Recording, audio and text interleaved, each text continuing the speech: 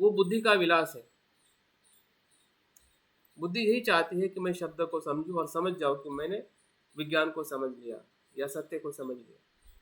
लेकिन विज्ञान को अगर आप ऐसा जानोगे या मानोगे कि विज्ञान है, तो आपको विज्ञान कभी समझ में नहीं आएगा। विज्ञान हो रहा है, कैसे हो रहा है कि उसे विषय के संपर्क में आने से प्रतिक्षण विज्ञान उत्पन्न हो रहा है, लय हो रहा है, वो निरंतर प्रवाहित है।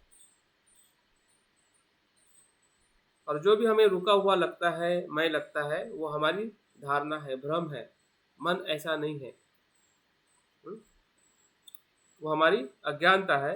और अज्ञानता के कारण हम विज्ञान को या मन को ऐसा देखते हैं।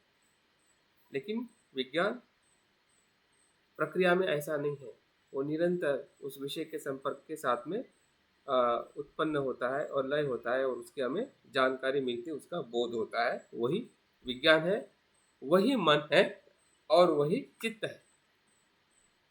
बौद्ध धर्म के शास्त्र में या सूत्र में ज़्यादा से ज़्यादा अनेकों बार और बार बार विज्ञान इस शब्द से ज़्यादा उसका परिचय किया गया है।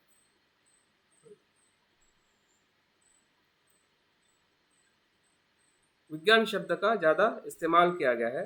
लेकिन साथ साथ में मन, मनोपुब्बंगा धम्मा, जो हमने धम्मपद की पहली गाथा है, हाँ? और बाद में चित्त जो है, हाँ? चित्तवग्ध है, अगर धम्मपद में देखते हैं तो उसमें भी चित्त के बारे में बहुत सारा वर्णन हमें मिलता है। तो इन तीनों शब्दों के साथ में भी हमने स्पष्ट रहना चाहिए कि चित्त ही मन है, मन ही चित्त है, और वही विज्ञान है। विज्ञान को समझना ही मतलब चित्त को समझना है। चित्त भी ऐसे ही उत्पन्न होता है, मन ही ऐसे उत्पन्न होता है। हाँ, मन भी विज्ञान है, मन ही चित्त है। तो इस प्रकार से उसे हमें समझना है, ताकि हम शब्दों के अर्थ के साथ उसका जो संकेत है, निर्देश है, हाँ, किस तरफ वो बोध करा रहा है, हाँ, उसको समझना ही सही अर्थ में विज्ञान या किसी भी स्कंदों को समझना है। और इसका सामान्य तौर पे इसका अर्थ ये होता है, स्व और पर में भेद करता है वह विज्ञान है। मैं और तुम और मैं, इसका भेद भी विज्ञान करता है। और ये सामान्य विज्ञान है। अक्सर हमारा जो विज्ञान जो कार्य कर रहा है अभी का, हाँ, वो इस प्रकार से विज्ञान कार्य कर रहा है। जब हम किसी विषय या किसी विषय के संपर्क में आते हैं, हाँ, तो जो विज्ञान जो निर्माण होता है, हाँ, वो स्व और पर के भेद के साथ में विज्ञान निर्माण होता है, जिसे हम स्व जानिव कहते हैं, हाँ, स्व जागृति कहते हैं। इस स्व जागृति का विज्ञान, जो प्राथमिक विज्ञान जो है, हाँ, स्व और पर में भेद जो करता है, जिसे हम कहते हैं कर्ता और विषय, हाँ, विषय और कर्ता में जो भेद करता है, हाँ, वो विज्ञान है, सामान्य विज्ञान या व्यवहारिक विज्ञान। हाँ, हमें ये भी देखना है कि व्यवहारिक विज्ञान कैसा है, और जो जिस हम बुद्ध का विज्ञान कहते हैं, बुद्ध का चित्त कहते हैं, हाँ, वो क्या है, हाँ? क्योंकि वो शब्द तो एक ही है,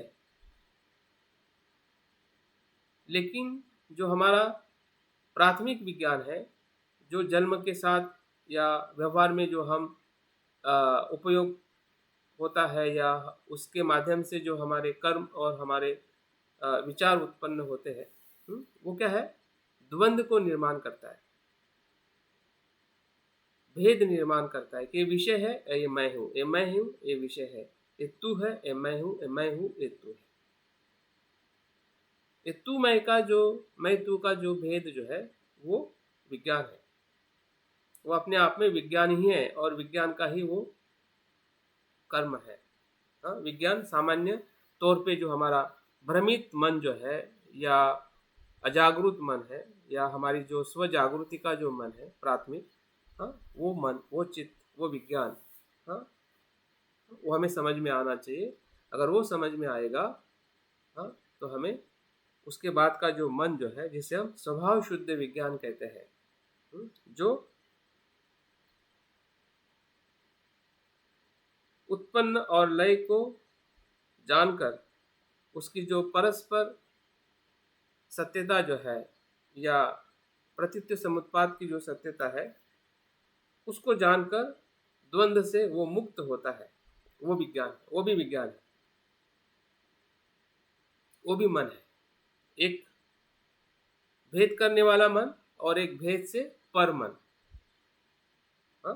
दोनों विज्ञान है।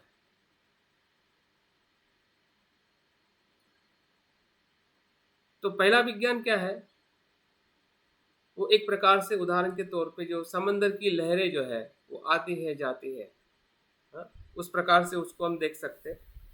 और उस समंदर के भीतर जो परिशुद्ध जल है या उसके भीतर जो शांत जल जो है वो द्वंद्व से पर, हाँ, भेदों से पर ऐसा मन है। तो इस दोनों तरीके का विज्ञान है, दोनों तरीके का मन है, दोनों तरीके का चित्त है। जिसे हम व्यक्तिगत चित्त कहते हैं जो भेद निर्माण करता है, और दूसरा जो परम चित्त है उसको हम देखते हैं।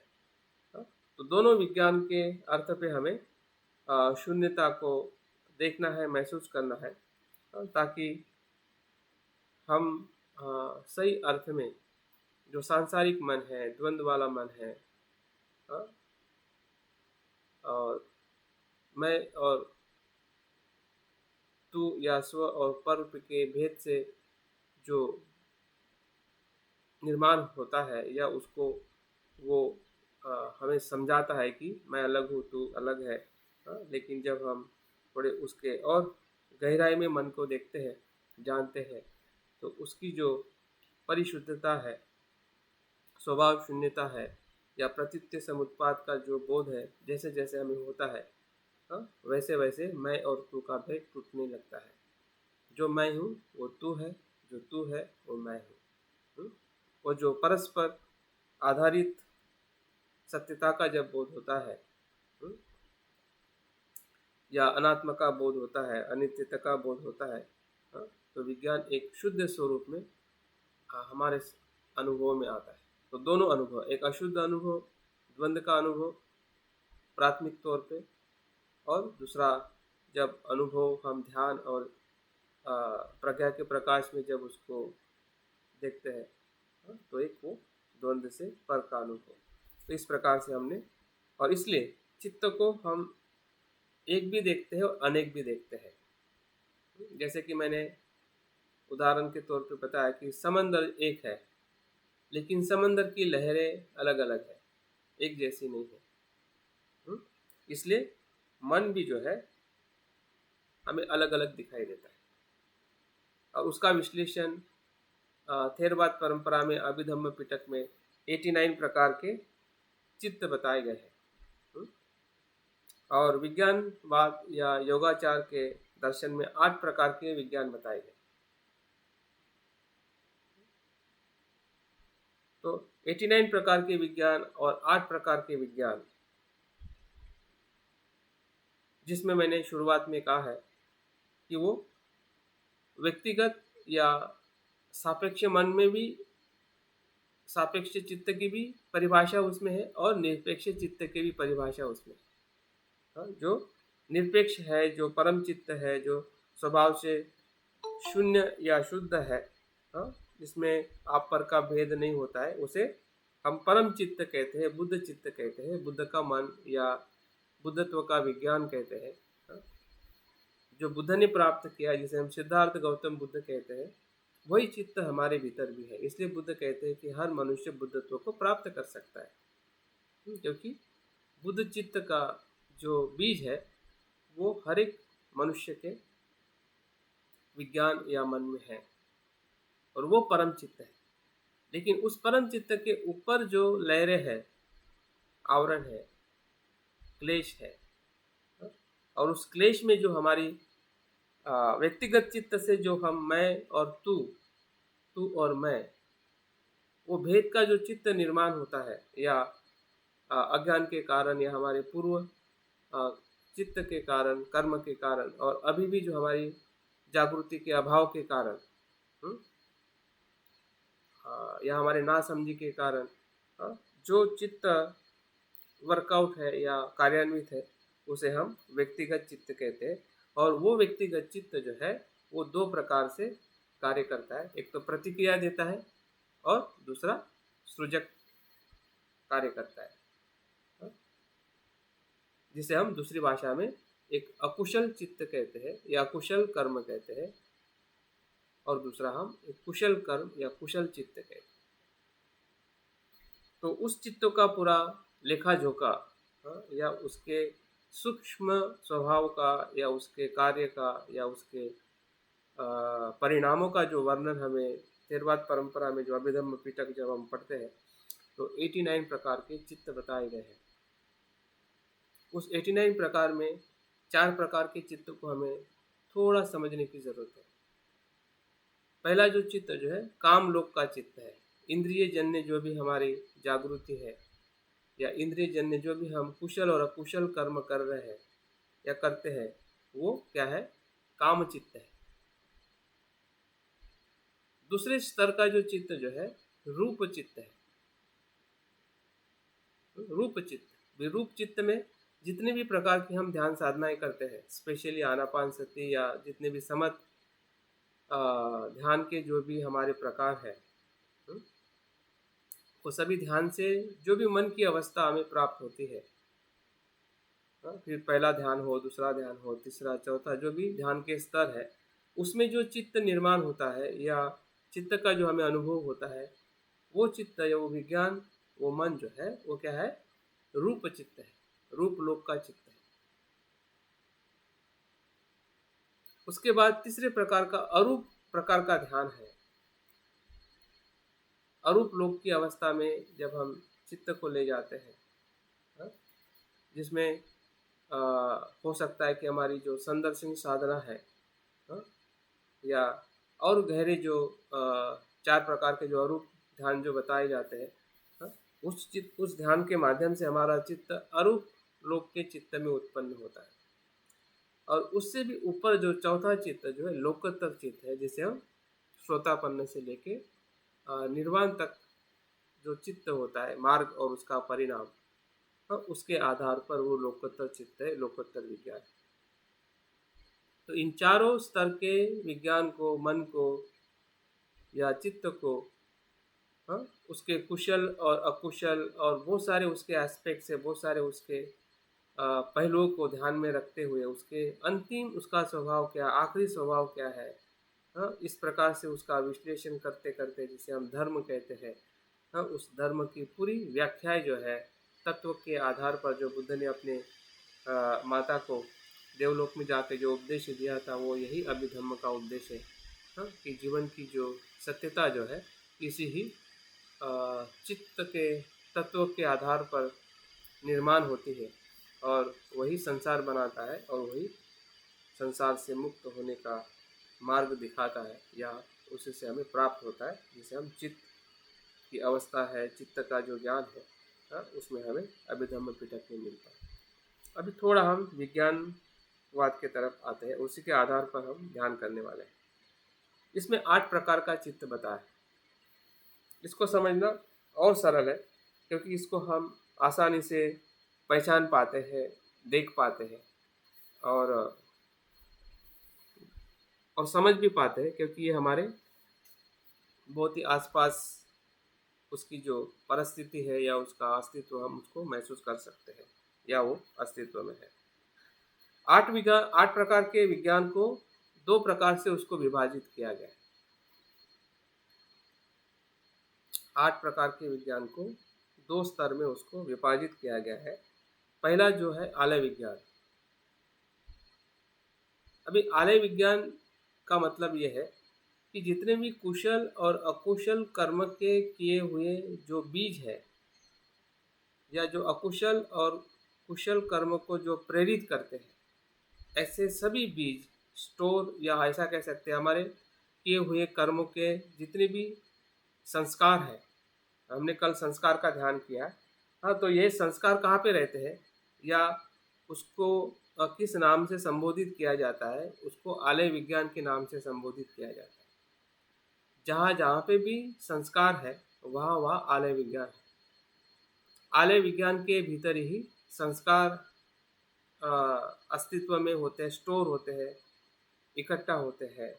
और वही स्टोर जो हाउस जो है या आलय विज्ञान जो है वो अस्तित्व में हमेशा कार्यान्वित रहता है, क्योंकि वो बीज रूप में वो निरंतर अस्तित्व में होता है और वही बुद्धत्व के ऊर्जा को भी वो संग्रहित करता है और संसार में बार बार आने के बीज को भी वो संग्रहित करता है। और जब तक संसार के बीज ज़्यादा कार्यान्वित है तब तक हम बार बार संसार में आते रहेंगे। लेकिन जैसे ही संसार के बीज पर हम बुद्धत्व के बीज के साथ कार्य करेंगे और उसको हम बाहर निकालेंगे, उसको हम शुद्ध करेंगे या कर रहे हैं, तो वैसे वैसे जो आलय विज्ञान की जो बीज, जो अकुशल बीज जो है संसार में बार बार आने के जो कारण है उसका रूपांतरण होगा और एक समय या एक दिन या ऐसा एक अस्तित्व हमारे जीवन में आएगा कि हम पूरी तरह से आलय विज्ञान का बुद्ध स्वभाव में हम रूपांतरित करते हैं या करेंगे। तो तब जाके हमारे जो बीज ही अगर बुद्धत्व का बन जाएगा तो वहाँ पे फिर संसार का जो बार बार जन्म लेने का, दुख होने का अस्तित्व वहाँ पे पूरी तरह से नष्ट हो जाएगा और वो भी आलय विज्ञान का ही तत्व है, जिसे हम तथागत गर्भ भी कहते हैं या सत्यता का जो अनुभव है वो इसी ही आलय विज्ञान के साथ में जुड़ा हुआ है। जब हमें आलय विज्ञान को हम पूरी तरह से बुद्ध स्वभाव में या शून्यता स्वभाव में उसको जब देखते हैं या उसका हम अनुभव लेते हैं तो आलय विज्ञान ही बुद्धत्व के विज्ञान में परिवर्तित हो जाता है। उसके बाद में जो प्रवृत्ति विज्ञान है, ये प्रवृत्ति विज्ञान 7 प्रकार का है। एक प्रकार का आलय विज्ञान हो गया और उसके बाद में 7 प्रकार के प्रवृत्ति विज्ञान है। प्रवृत्ति मतलब कृति करने वाला, किसी घटना को निर्माण करने वाला, घटना के साथ में जिसका संबंध है, प्रवृत्ति करता है। आलय विज्ञान प्रवृत्ति नहीं करता है, वो बीज रूप में निष्क्रिय है। जैसे कि आप किसी बीज को अपने आप नहीं उग सकता है, वो पड़ा रहता है। अगर आप टेबल पे रखोगे या भरनी में रखोगे वो पड़ा रहेगा, वो अपने आप कर्म नहीं करेगा, वो बीज रूप में है। लेकिन उस बीज को अगर आप पानी दोगे या जमीन में डालोगे तो क्या होगा, उसकी प्रवृत्ति जो है, उसकी वृत्ति जो है वो बाहर आएगी। फिर वो कुशल बीज होगा तो कुशलता को निर्माण करेगा, अकुशल बीज होगा तो अकुशलता को निर्माण करेगा। तो बीज अपने आप में निष्क्रिय है, तो उसको सक्रिय कौन करता है, ये बाकी के 7 विज्ञान। फिर वो संसार की सक्रियता हो या बुद्धत्व की, दोनों अस्तित्व हमारे साथ जुड़े हैं। अगर संसार में रहेंगे तो बुद्धत्व का बीज विकसित नहीं होगा और बुद्धत्व के बीज को जैसे जैसे विकसित करेंगे वैसे वैसे संसार की दुख का या उसमें बार बार आने का भव चक्र भी टूटता है या टूटने की पूरी संभावना है, जो बुद्ध ने स्वयं हमारे सामने प्रस्तुत की है। तो ये 7 प्रकार के विज्ञान में जो विज्ञान जो है वो है क्लिष्ट मनोविज्ञान। पहला क्लिष्ट मतलब क्लेशपूर्ण, और क्लेशपूर्ण का सीधा और सरल अर्थ है कि वो ऐसा चित्त है कि जो आलय विज्ञान का जो स्वभाव है, बीजों का स्वभाव है, उसको वो नित्य देखता है, जबकि वो नित्य नहीं है। वो बीज अपने आप में एक दूसरे को पुश करते हैं। कुशल कुशल को करता है, अकुशल अकुशल को करता है, कभी कभी कुशल अकुशल को भी प्रेरित करता है बाहर लाने के लिए, या अलग अलग तरीके से वो एक दूसरे को वो प्रभावित करते हैं। वो बीज अपने आप में स्थिर नहीं है। लेकिन जो क्लिष्ट मनोविज्ञान का अर्थ ये है कि जो संभ्रमित मन है, मैं का मन है, ये मैं हूँ, मेरा है, और आत्मभाव की दृष्टि क्लिष्ट मनोविज्ञान। अगर एक शब्द में अगर आपको जानना है कि क्लिष्ट मनोविज्ञान क्या है, जो आलय विज्ञान को मैं, मेरा और आत्मा भाव की दृष्टि से देखता है, वो क्लिष्ट मनोविज्ञान। जबकि आलय विज्ञान ऐसा नहीं है। ठीक है, आलय विज्ञान स्वभाव में ऐसा नहीं है। तो देखता कौन है? जो मैंने कहा था कि स्व और पर को जो भेद करने वाला मन है, ये मैं हूँ, ये तू है, जो हमारी व्यक्तिगत जो हमारा चित्त जो है, आलय विज्ञान जो है वैश्विक चित्त है। उसमें अनंतता का अनुभव है, वो प्राकृतिक है, वो मैं से पर है, स्व से पर है। उसमें दोनों चीज अपने मूल स्वभाव में वो अस्तित्व में है, जिसमें संसार भी बनता है और उसमें निर्वाण होने की भी संभावना है।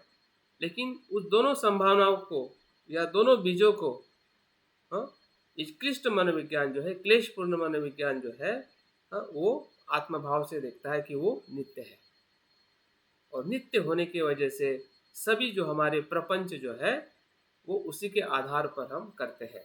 जैसे हम विज्ञान से रूप को देखते हैं, या रूप हमें विज्ञान से समझ में आता है, उसको भी हम मैं मेरा कहते हैं। कोई का शब्द आता है, उसको भी मैं मेरा कहते हैं।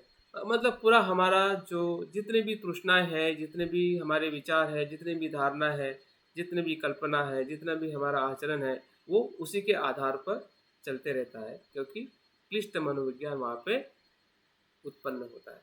अगर वो उत्पन्न हो रहा है, अगर उसको हम जान ले कि उसका स्वभाव वैसा नहीं है, तो वही क्लिष्ट मनोविज्ञान प्रज्ञा में परिवर्तित होता है, और जैसा है वैसा देखने की शक्ति भी उसी विज्ञान में है। जब उसको हम समझते हैं कि ये भ्रम है, ये मिथ्या धारणा है, तो मिथ्या धारणा जैसे छूट जाती है, तो विज्ञान उस प्रज्ञा के प्रकाश में जाता है, और उसको हमें उससे हमें विमुक्ति का अनुभव होता है। लेकिन नहीं हो रहा है, तो प्रवृत्ति विज्ञान किस प्रकार से कार्य कर रहा है उसको जानना बहुत ज़रूरी है, ताकि हम उस पर कार्य कर सकें। और उसके बाद जो हमारा चक्षु विज्ञान है, स्रोत विज्ञान है, घ्राण विज्ञान है, जीवा विज्ञान है, और काया विज्ञान है, जो हमारे 5 इंद्रियों के 5 विज्ञान है, और मनोविज्ञान है। मन जो इस 5 इंद्रियों को देखकर जो अपनी भी उसकी छाप जो मन पर आती है, वो इसी मनोविज्ञान पर आती है। प्राथमिक छाप मनोविज्ञान पर ही आती है। किसी को आप देखते हैं तो मन के भीतर उसका रूप जो है वो निर्माण होके बार बार उसका चिंतन करता है, बार बार उसके संपर्क में या द्वेष लोभ वो निर्माण करता है। और वो मन जो है, जो मनोविज्ञान है, वो अपने आप में भी अनेकों प्रकार की कल्पना करता है, विचार करता है, उसका स्वयं का भी धर्म है। जैसे किसी इंद्रियों से आने वाले विषय को स्टोर करना या उसके प्रभाव में आना, उसकी कल्पना करना, वो तो मन का धर्म है ही। लेकिन स्वयं भी न देखे हुए भी वो कल्पना करता है, न जाने हुए भी कल्पना करता है, न जाने हुए भी डर में आता है। जितना भी कुशल और अकुशल जो हमारा मानसिक भय जो है, जो अस्तित्व में ही नहीं है, कभी हुआ ही नहीं है, कभी होगा ही नहीं है, ऐसे चीज़ों की भी जब बात हमें आती है, तो वो क्या है? वो हमारा मनोविज्ञान है, क्योंकि वो उस प्रकार की विचार करने में वो स्वयं सक्षम है। कुशल और अकुशल दोनों स्तर पर जब हम विजुअलाइजेशन करते हैं, तो यही मन वहाँ पे ज़्यादा कार्यान्वित होता है।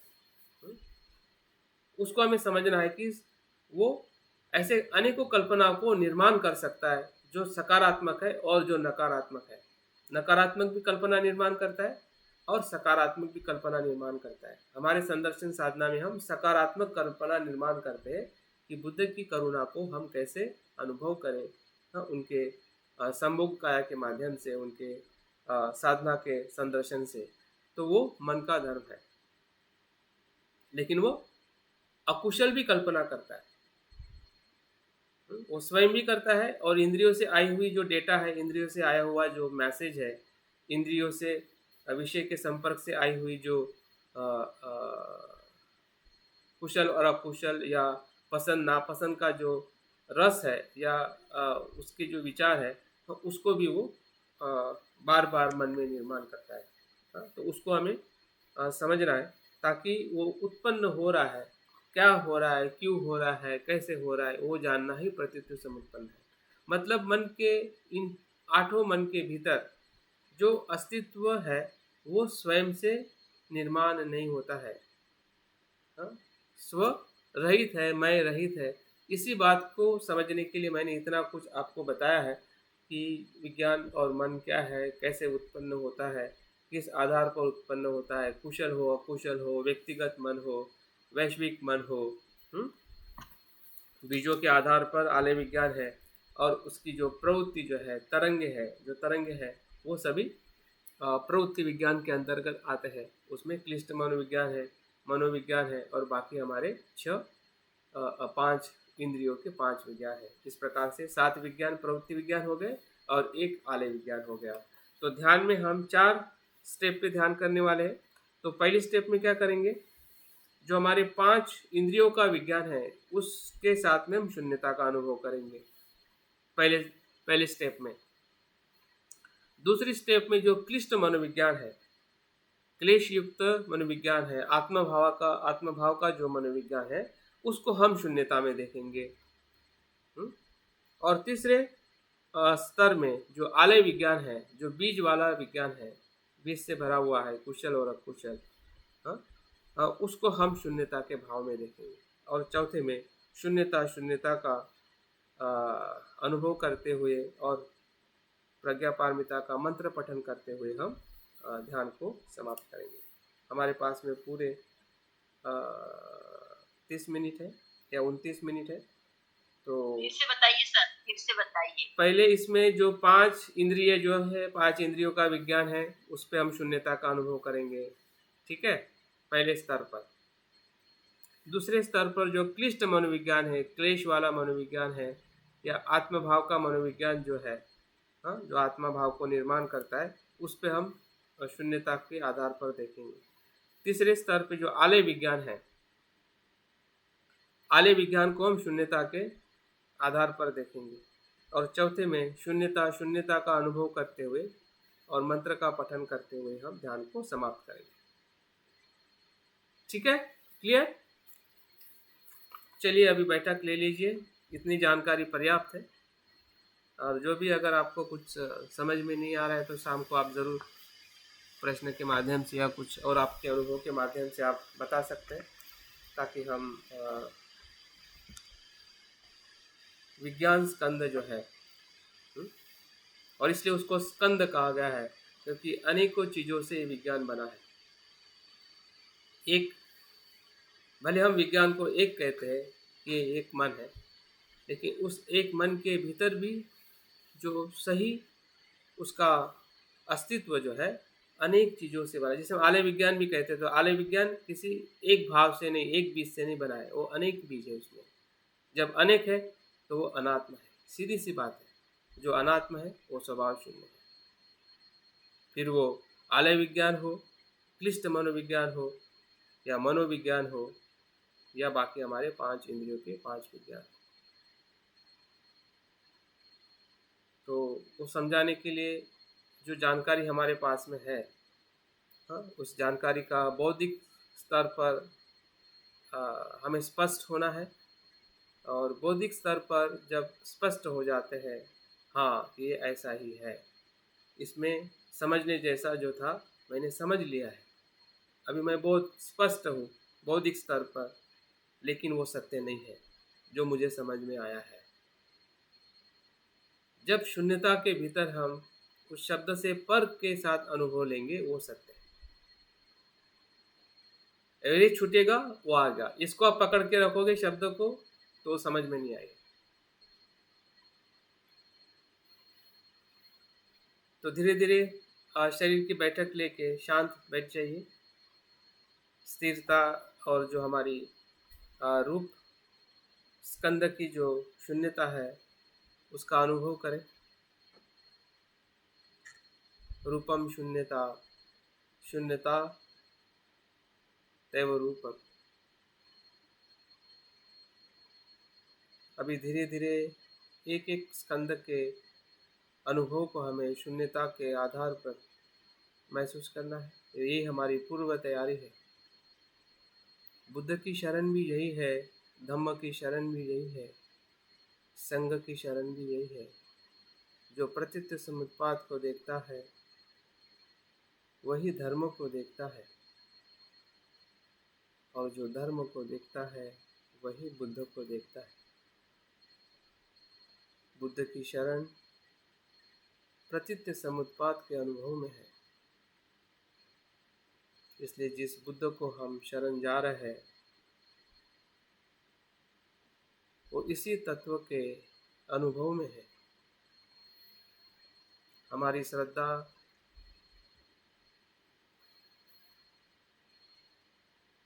हमारा उद्देश्य इसी पंचस्कंद के शून्यता में छुपा है।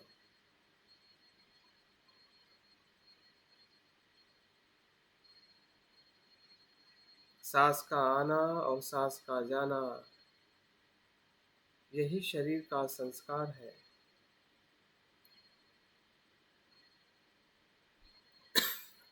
शरीर ना मैं हूँ, ना मेरा है, ना आत्मा है, सभी से शून्य है।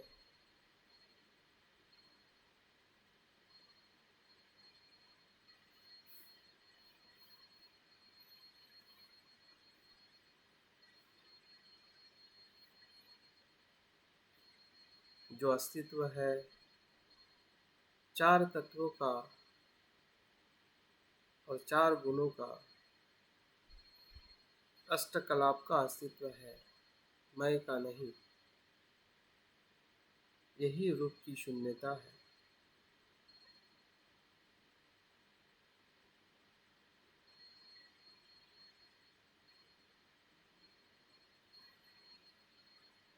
आठ कलापों का उत्पन्न होना और लय होना, यही रूप की शून्यता है। जैसे हम रूप की शून्यता देखे हैं वैसे ही वेदना की शून्यता है। वेदना भी उत्पन्न होती है अपने प्रत्ययों से, नहीं कि मैं, मेरे और आत्मभाव से।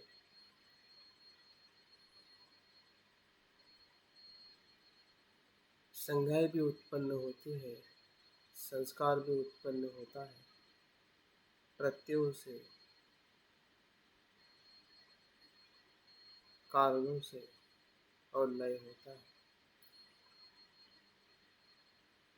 हम चारों स्कंदों की शून्यता का प्रतीत समुत्पाद देखते हुए जो अनुभव हुआ है वैसे ही हमें अपने विज्ञान स्कंदों को देखना है।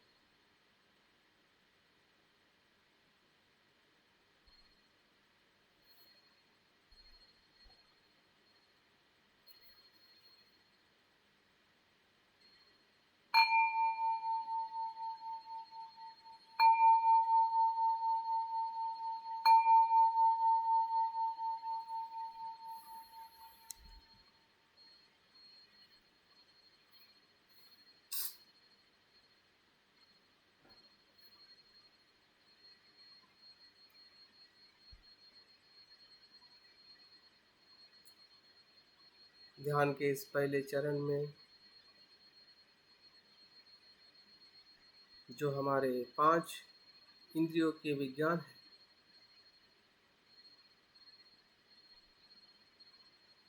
उस 5 विज्ञानों को अनुभव करें। वो कहाँ पर है और कैसे उत्पन्न होते हैं।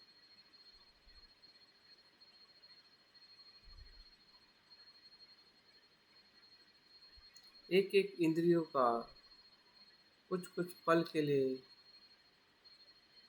अवलोकन करें।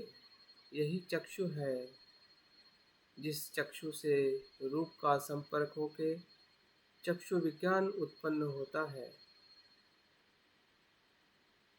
क्षण प्रति क्षण ऐसे ही होता था भूतकाल में, वर्तमान काल में और आने वाले भविष्य काल में।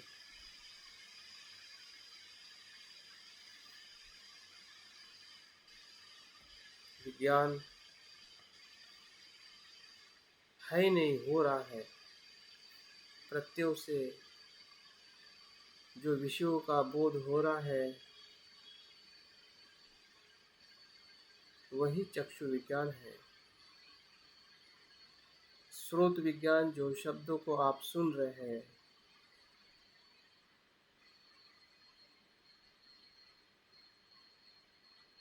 उस शब्दों से स्रोत विज्ञान क्षण प्रति क्षण उत्पन्न हो रहा है।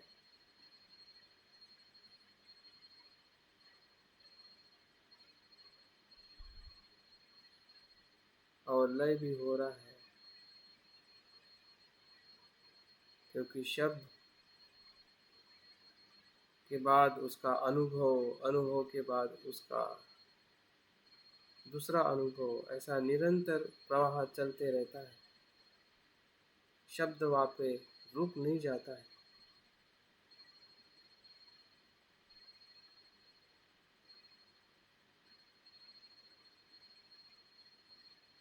निरंतर प्रवाहित है, एक अनुभव से दूसरा अनुभव, दूसरे अनुभव से तीसरा अनुभव।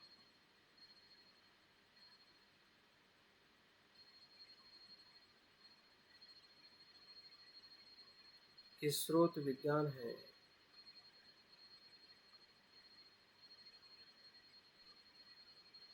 हम उसके स्थान को देख रहे हैं, उसके कार्यों को देख रहे हैं और उसके प्रतीत्य समुत्पन्नों को भी देख रहे हैं कि किस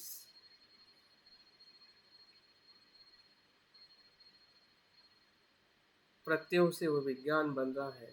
चक्षु है, विषय है और उसका होने वाला स्पर्श, उसी से विज्ञान बनता है।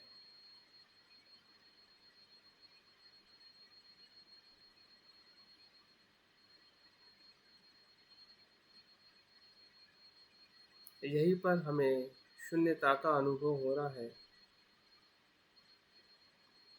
यही शून्यता है जो विज्ञान उत्पन्न हो रहा है, वो प्रतीत्य समुत्पन्न है। किसी मैं, मेरे और किसी आत्म भाव से निर्माण नहीं हो रहा है। इसकी सत्यता को जानना ही, उस भ्रम से मुक्त होना ही शून्यता है।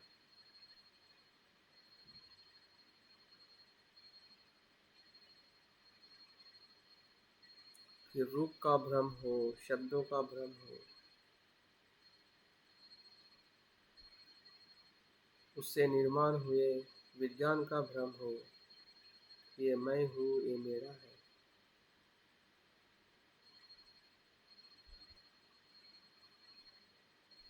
वो हमें समझ में आ रहा है।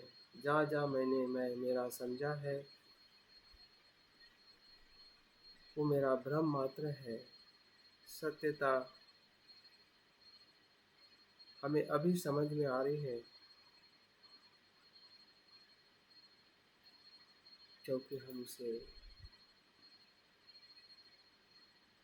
शांत चित्त से देखने का प्रयास कर रहे हैं।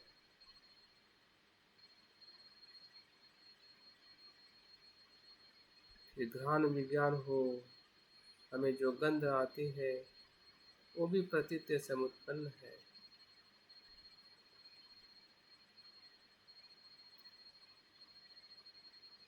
स्वाद से के स्पर्श से स्वाद विज्ञान निर्माण होता है। भोजन से लिया हुआ स्वाद, रस से लिया हुआ स्वाद, वो सभी स्वाद से जीवा विज्ञान उत्पन्न होता है और लय होता है।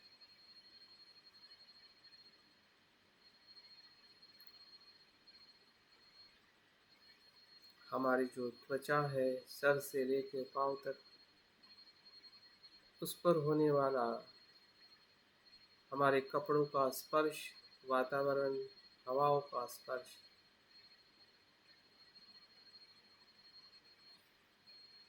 स्पर्श से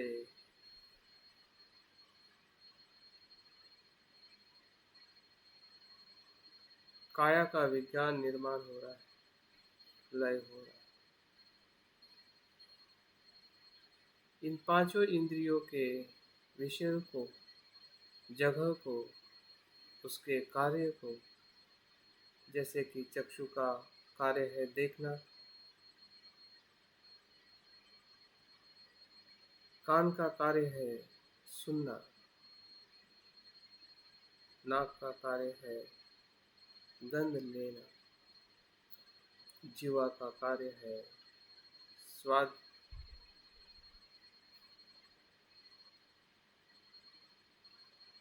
और काया का कार्य है स्पर्श, संवेदना।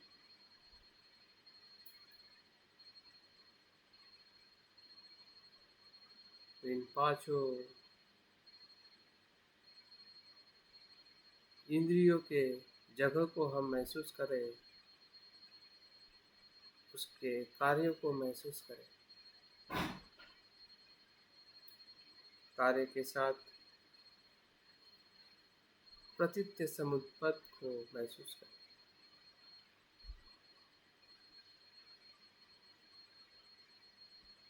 जो हो रहा है वैसे ही हम देख रहे हैं, जैसा है वैसा यथार्थ में सम्यक दृष्टि से, जागृति से, यही वो पांच इंद्रियों से निर्माण होने वाला विज्ञान है। पांच द्वार से, पांच खिड़कियों से विषयों का स्पर्श होकर जो विज्ञान उत्पन्न हो रहा है, लय हो रहा है, क्या वो मैं हूँ? क्या वो मेरा है?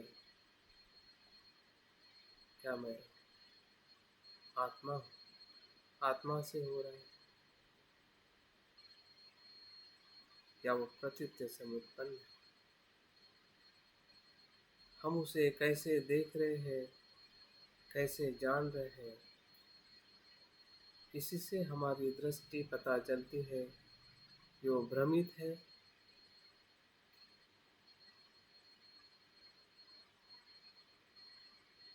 या सम्यक।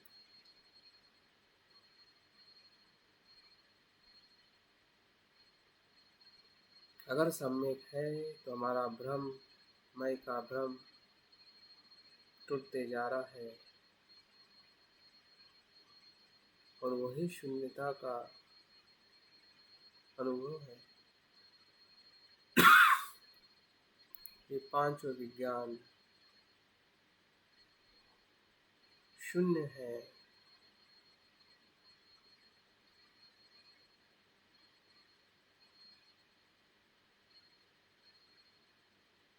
वो स्वयं निर्मित नहीं है, स्वतंत्र नहीं है।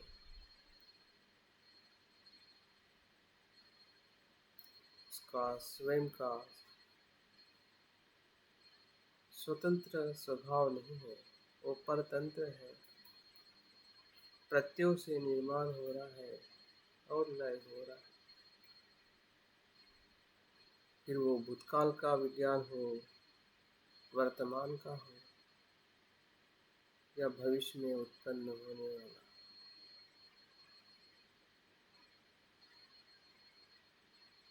सभी मैं से रहित विज्ञान के पांचों प्रभाव को हम देख रहे हैं। जैसे पांच नदी की धाराएं बहती जा रही हैं, गंगा, जमुना, यमुना,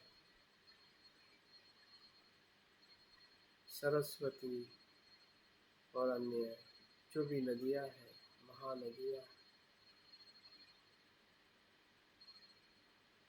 प्रवाहित है, मैं से रहित है।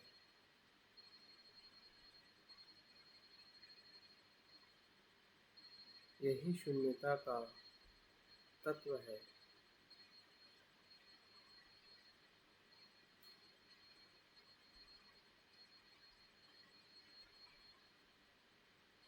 जो हम इन पांचों विज्ञान में अनुभव कर रहे हैं।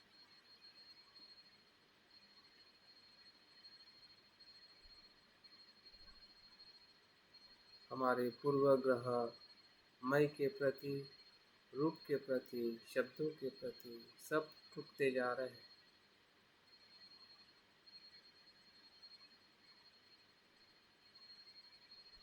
और टूटने का एहसास ही शून्यता का अनुभव है।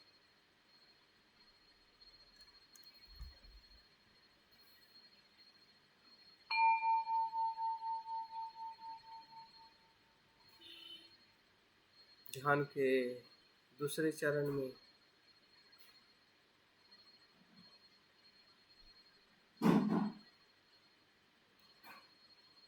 हमारे भीतर में जो क्लिष्ट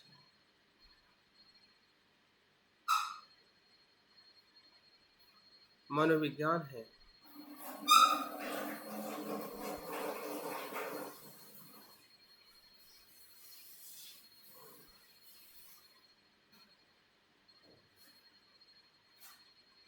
उसे महसूस करें।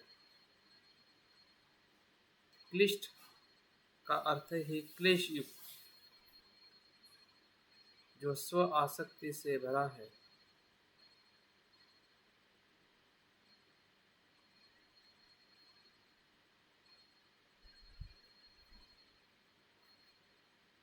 आलय विज्ञान को नित्य देखता है, अस्तित्व को, धर्म को नित्य मानता है। वही क्लिष्ट मनोविज्ञान है।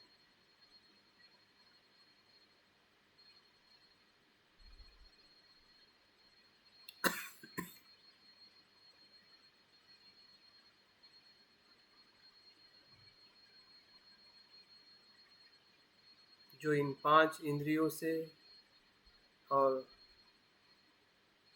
मन के इंद्रियों से जो विषय भीतर आते हैं, उसे भी मैं मानता है, नित्य मानता है, क्योंकि उसकी दृष्टि ही नित्य मानने की है, भेद करने की है। मैं और तू में भेद करती है।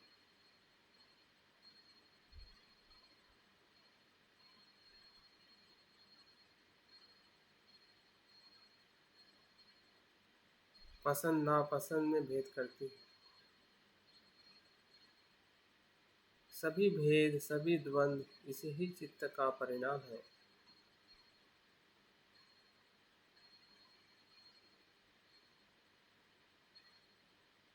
दुख का कारण यही क्लिष्ट मनोविज्ञान है।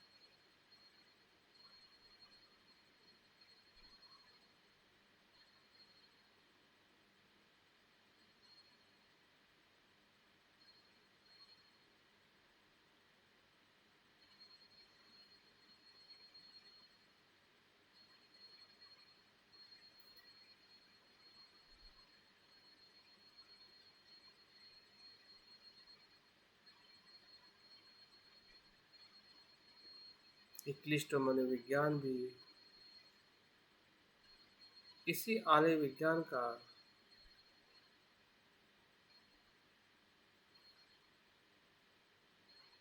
अनुभव है। इसी से निर्माण हुआ है। वो स्वयं में स्वतंत्र नहीं है।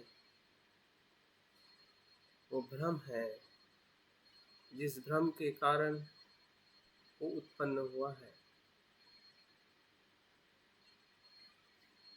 मैं का भ्रम, मैं के आसक्ति का भ्रम।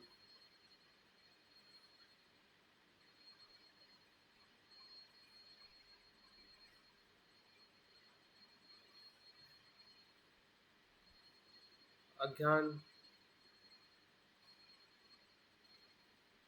और मिथ्या धारणा से निर्माण हुआ भ्रम, जिससे अहंकार स्वासक्ति का स्व को पकड़ने का भ्रम,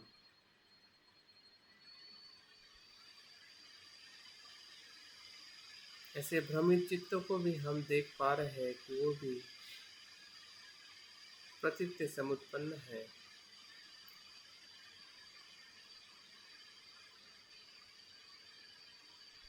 विषयों के अजागृति के कारण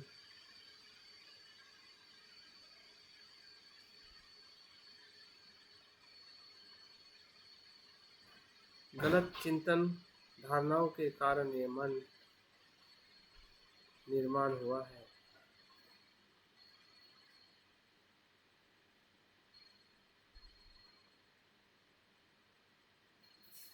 जो भेद करता है मैं में और औरों में,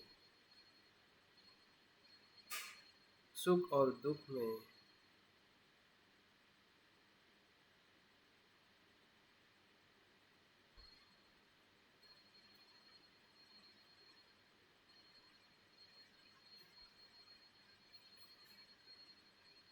द्वंद्व निर्माण करता है, क्लेश निर्माण करता है। उसका अस्तित्व भी स्वभाव शून्य है, मैं से रहित है। और जैसे जैसे उसे हम मैं से रहित देख रहे हैं,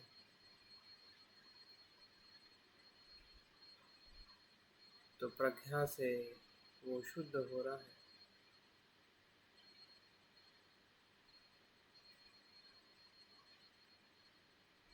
और हम जान रहे हैं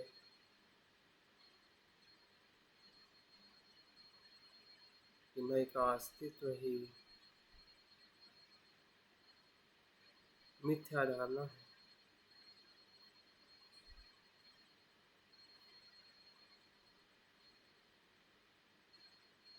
उसको प्रतीत्य समुत्पन्न देखने से वो धारणा टूटती जा रही है।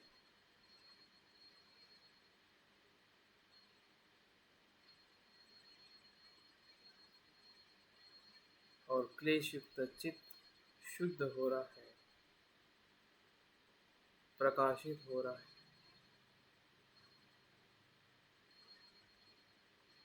स्व आसक्ति से, आत्मभाव से मुक्त हो रहा है, क्योंकि ना उसका अस्तित्व था, ना अस्तित्व है, ना होने वाला है। स्व, जिसे मैं मेरा कहता हूँ, वो अनेक विषयों के उत्पन्न होने से उत्पन्न होता है। जो हमने 5 इंद्रियों को देखा है, उससे विज्ञान उत्पन्न होता है और लय होता है। भीतर में ऐसा कोई विज्ञान ही नहीं है जो अपने आप में स्वतंत्र है, जिससे मैं, मेरा और आत्मा कह सकूं।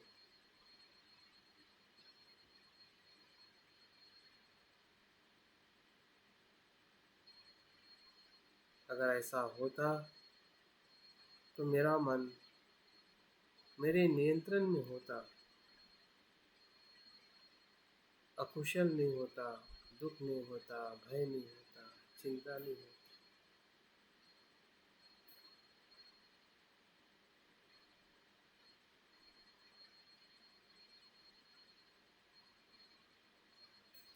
सत्यता को हम समझ पा रहे हैं अपने अनुभव से, अपने भीतर, हृदय के भीतर, चित्त के उस क्लेश के भीतर जो आत्मभाव से जुड़ा है, मैं से जुड़ा है, उस मैं को ही हमने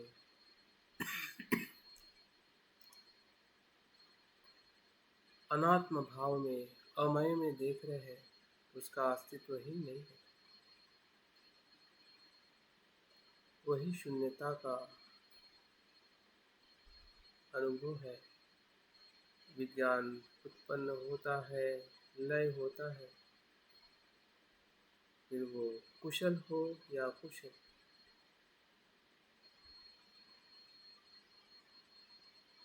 इन पांचों और 6 इंद्रियों से धाराएं बहती जा रही है। प्रतीत्य समुत्पन्न की धारा।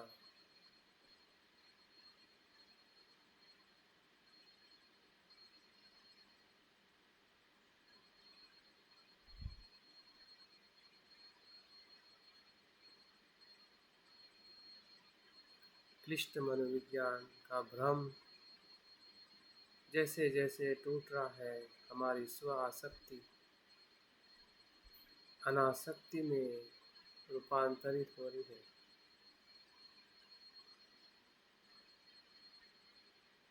हमारी सम्यक दृष्टि आलय विज्ञान को देखने के लिए खुल गई है। जैसे कि कमल का पुष्प दलदल से बाहर आता है और पानी से भी बाहर आ जाता है, वैसे हमारे 6 इंद्रिय से निपुण उत्पन्न हुआ विज्ञान क्लिष्ट मनोविज्ञान को तोड़ते हुए उसको स्वभाव शून्य देखते हुए अभी हम पूरी तरह से खुले हो रहे हैं और आकाश में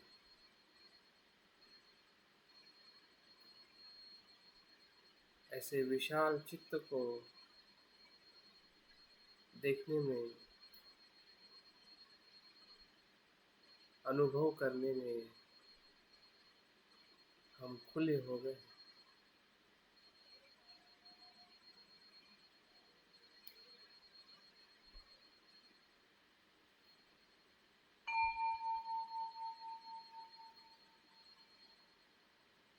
ध्यान के तीसरे चरण में आलय विज्ञान की जो बीज है, कुशल अकुशल दोनों का हमें अनुभव हो रहा है।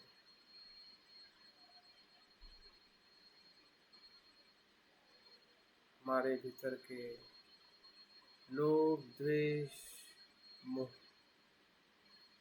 अलोभ अद्वेष अमोह, कुशल और अकुशल बीजों का संग्रह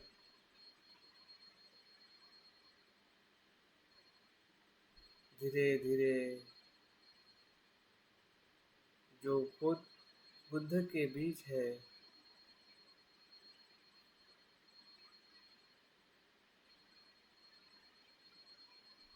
स्व आसक्ति से मुक्त होने के चित्त से उसको बल मिल रहा है, ऊर्जा मिल रही है और गतिशील हो रहे हैं।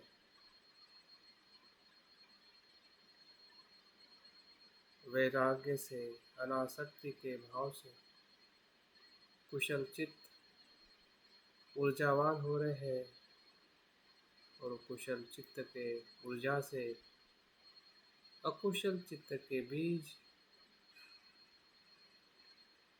उस प्रकाश में रूपांतरित हो रहे, शुद्ध हो रहे, क्योंकि वहाँ पर भी स्वभाव शुद्धता का हमें अनुभव हो रहा है कि वो धर्म जो बीज रूप में है वो भी स्वभाव शुद्ध है।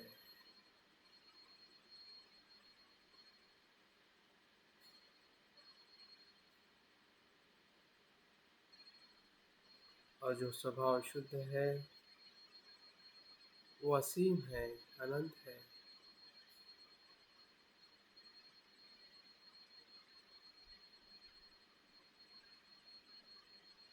बुद्ध के स्वभाव का हमें अनुभव हो रहा है।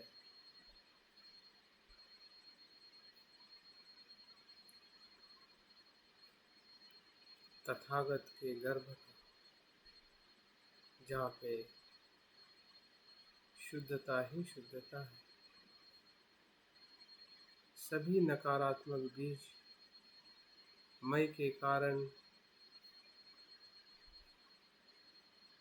अकुशल थे, अभी सभी कुशलता में रूपांतरित हो गए। हमारे भीतर का बुद्ध स्वभाव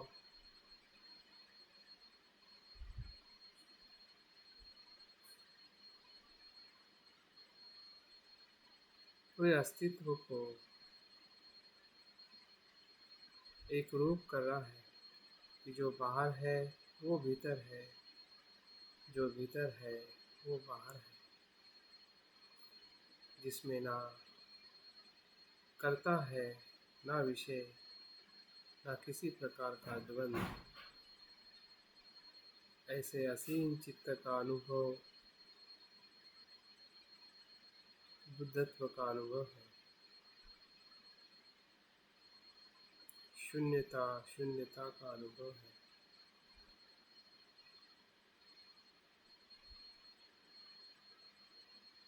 यही शुद्ध विज्ञान है,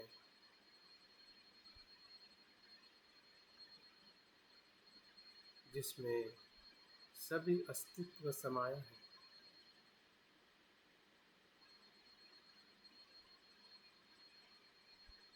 जहाँ पे मैं नहीं है वहाँ पे सब कुछ है। पूरा ब्रह्मांड इसी चित्त में है, और उसी चित्त में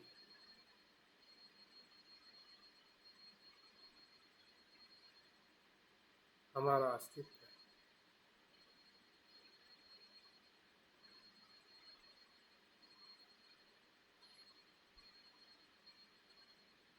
शून्यता शून्यता गते गते पार गते पार संगते बोधि स्वाहा। गते गते पार गते पार संगते बोधि स्वाहा। गते गते पार गते पार संगते बोधि स्वाहा। इस मंत्र के शब्दों से पूरा हमारा शरीर और मन, संपूर्ण विज्ञान प्रकंपित हो रहा है, और हम शुद्धता का, असीमता का अनुभव ले रहे हैं।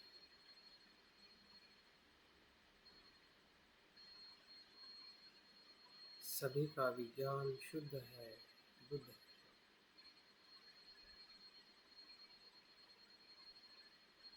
मैं में ही सब कुछ है, सब कुछ में मैं है।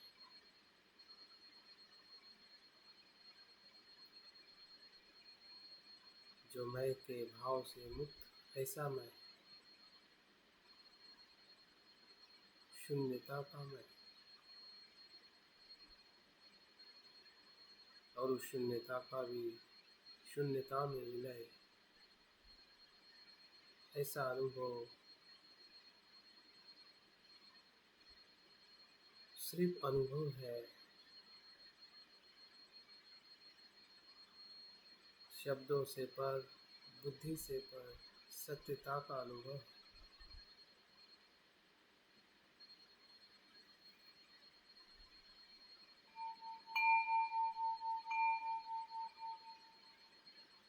ओम शांति शांति शांति।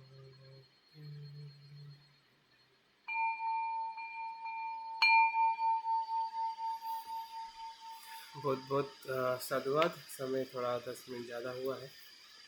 तो जो भी आपके अनुभव है अपने चित्त के भीतर उसको बहने दीजिए। कुछ भी मत बोलिए, कुछ भी मत पूछिए। जो भी पूछना है, जो भी बोलना है, अपने आप से बोलिए। जानिए कि हमारे चित्त की जो धारा है वो शून्यता के अनुभव के साथ दिन भर अपने साथ बने रहिए, जितना हो सके उतना। और जो भी मन में अगर कुछ प्रश्न है या कुछ संभ्रम है निर्माण होता है, वो भी शून्यता का ही अनुभव है, क्योंकि वो जानने के लिए कुछ हमें प्रेरित कर रहा है कि शून्यता क्या है। तो शाम के सत्र में हम फिर से जो हमारा विषय बाकी है उसको हम कंटिन्यू करेंगे। यहाँ पे सत्र हम समाप्त करते हैं। जय भीम, नमो बुद्धाय। मैं ड्रॉप कर रहा हूँ। जय भीम।